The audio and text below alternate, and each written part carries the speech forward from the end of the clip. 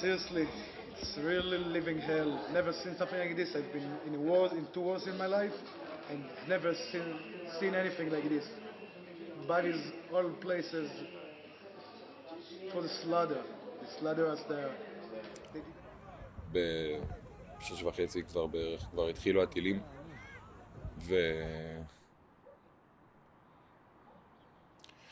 וכולם היו בפחד על הרצפה, אף אחד לא הבין מה הולך, בנות התחילו לצרוח, ואנשים לא הבינו לאן הולכים, מה עושים, וכולם חשבו שזה רגיל, כאילו צבע אדום, שזה יעבור, וכאילו בינתיים לחכות, אבל כל השמיים היו אדומים, כל ה-300, 400 טילים ברגע, כל השמיים, בהתחלה חשבנו שזה אפילו זיקוקים, אף אחד לא הבין, כולם היו כאילו מסיבה, לא קרה דבר כזה.